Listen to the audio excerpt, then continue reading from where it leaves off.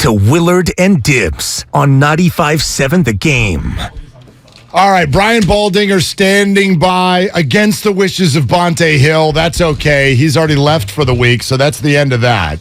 But also, we've been telling you, coming up right about now, yeah, it's going to be hockey ticket time for the Sharks. So that sounder means that the fifth caller is going to win. Call the contest line, not our regular line. No one will answer, and you won't win, and you won't see the Sharks. So call the contest line, which is 415-951-2386. 415-951-2386. Pair of tickets to see the Sharks play their home opener October 14th against Carolina. Caller number 5, 415-951-2386. That all courtesy of the San Jose Sharks. All right, time to bring in one of our favorites. And yes, our favorites. It's Brian Baldinger. Brian, I'm sitting here like I remember sitting there with you talking to you after the Bucs played the Raiders in the Super Bowl in San Diego. Wow. And over here's Bonte Hill. He's all upset today that you're willing to go on other shows here on 95.7 The Game. I don't know what to tell him. You have to explain that history, Dibs. Come on, man. That's going back 20-plus years. Yeah. I mean, Bonte doesn't have that type of cachet. No, you know how it is in this business, Baldy. We all try to claim ownership of our favorite guests, Yes. and you are clearly that. And, we can get into all the X's and O's of what to expect on Monday and what we saw last weekend. But first and foremost, Jimmy Garoppolo and the situation with, Kyle Shanahan and coming back to a team where you previously got fired. How hard is it for Jimmy G to come back on this team after they basically had let him go? Well, I don't think it's as hard as what it is made out to be. I mean, he did have a landing spot. He was out there for anybody to hire, but the shoulder and the surgery just wasn't ready when training camp started. And it was a moving carousel all off season with these quarterbacks. And he was the only one left standing that was really a viable candidate. And the best situation for him, now maybe not contract-wise, not right now, but was to stay in San Francisco. And it just worked out that way. I mean, nobody could have predicted this. We all had our own predictions where he would go, what would happen, how it would unfold. But I don't think many people had, well, he'll be an expensive insurance policy for the 49ers. And then, oh, by the way, in the second game of the season, you're now the starter. So it's been a long, strange trip, as they used to say, across the bay right there. With that great group, the Grateful Dead. And it's kind of like that. It's been a long, strange trip. Baldy, can we back up because we love your breakdown so much? What did you see with Jimmy's performance on Sunday? Well, I mean, look, they just they couldn't finish drives. They had a chance at the end of that game to put two drives together. They couldn't finish the game. That's kind of what the quarterback's job is. These games get to the fourth quarter. You got to find a way to take it down the field and score. And he wasn't able to do that. He looked sharp when he came in off the bench the first week. And then last week, he looked like he needed training camp. And he missed a lot of time. That's why he kind of looked. He looked a little rusty. He wasn't as quick with his reads. The throws weren't sharp as they needed to be.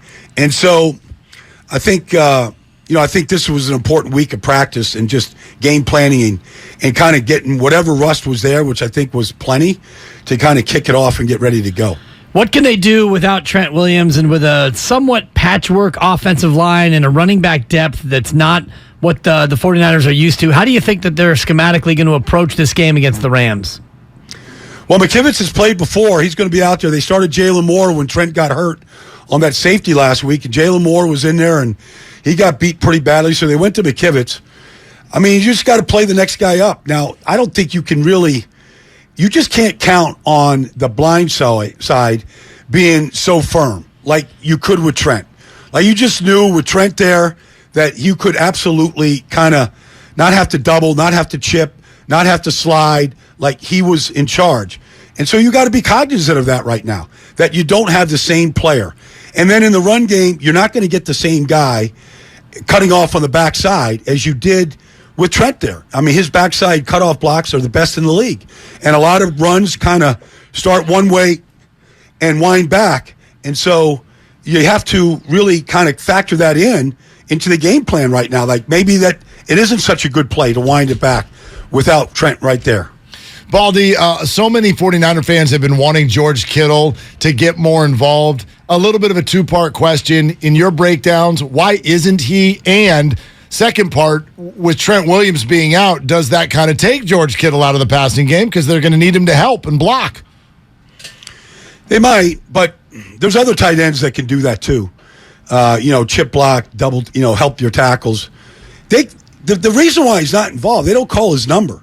I mean, if you look at these tight ends in the league that he's paid up there with, for a day, he was the highest paid tight end 2 years ago, and then Travis Kelce outdid him, and I think Darren Waller did. I mean, they call their numbers. They call plays for them. And they really don't do that. They kind of just let the play action, action and the plays kind of take care of themselves. But you don't see him in man coverage getting picked, and run off a double screen. And you just don't see plays designed for him. I mean, as simple as a tight end delay, tight end screens. Like, those are plays that you designed for him. They have them, but they really haven't called his number. Now, obviously, he missed the first 2 weeks. But last week, you didn't see those kind of plays called. And I see those called all the time. And then in the red zone, like his ability, if you want to throw it underneath and let him finish it in the end zone, like after the catch, he's as good as anybody in this business. Presumably, that's why you made him the highest paid tight end in football for a period of time. And so, but they're just not calling his number. They're not using him the way they need to. If they need to use him in pass protection, there's always ways that you can use him as a delay type tight end, coming out late, screen to him. There's a lot of things you can do to free him up. Well, they're using Deebo Samuel in the ways they used him last year, but last game it didn't work. 5 carries, 6 rushes. Do you think that Kyle Shanahan needs to be a little bit more creative in how he gets Deebo Samuel the ball, unlike what happened last week?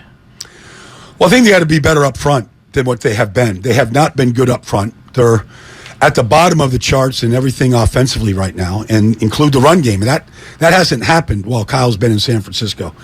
So they need to get better up front. They need to get better designs for sure. But, I mean, there was a point in the second half of the season last year, all the way through the championship loss to the Rams, where Deebo kind of just lined up as a running back, and they didn't really need to do a lot. Like, the holes were there. He hit it 100 miles an hour, and he was on to the secondary. They're not getting them those kind of free looks right now, and so they have to get better up front, or they have to, like you said, Will, you just have to get more creative. Baldy, I think a lot of people, based on where the 49ers were last Sunday, are surprised that the 49ers are favored Monday night. Does that make sense to you? Is there a matchup on this field? Maybe it's Stafford against the Niner defensive line, for example, that is actually really in the Niners' favor that we're not thinking about as much? Well, I think every single matchup defensively for the 49ers favors the 49ers. Defensively, I know they're like 2 or 3 in the league right now, but I don't see a team that is as good as the 49ers on defense. I saw Tampa and Green Bay last week. They're both very good. I've seen Dallas. Like, they're very good. But I don't see anybody as complete as San Francisco. Now, they have to take the ball away more than what they have. They've got to cause more fumbles than what they have. But I don't see anybody playing faster than the 49ers. So the 49ers against the Rams run defense. The 49ers against the Rams offensive line. Like, to me, they win every matchup. Now, Cooper Kupp is a special animal, and the timing with him and Stafford is almost like any other quarterback wide receiver in this league. And so, but you have to know that. You have to know that they'll take their shots to Cooper Kupp. It could be underneath. It could be over the top. It could be, let him do his route running tricks. But their zones should be able to take care of a lot of it. Their speed at linebacker, including Hufanga, is as good as anybody in business. So that's where I think the 49ers, why they're favored, is because I think the score is going to be way down this game, and I think the Rams are going to have a hard time driving the ball against them. Are you thinking maybe another 11-10 ball game, Ball? Yeah, wouldn't that be something? Yeah. Well, I mean, that was 11-10. In the bottom of the ninth, they got to get a run in the bottom of the ninth. Yeah. 2 runs in the bottom of the ninth. They need a, I don't know, they need a Barry Bonds home run or something. But They had opportunities. They couldn't make it work. They're at midfield, for crying out loud. Finish the drive. Yep. You need a field goal. Yep. And base runners. Make the plays to finish the drive. Yeah, exactly. Baldy, we can't let you get out of here today without a little perspective on what we saw last night with Tua. I know so many former NFL players went to social media to kind of share their stories. What were your stories with concussions, and how does that sort of shape what you felt about last night? Well, I'm all for every single rule Dibs have been put in to make the game safer. Like, I thought the play by Josh Tupou, like, I know he's he got overly aggressive and he slammed Tua to the ground. I mean, there's got to be flags flying right there.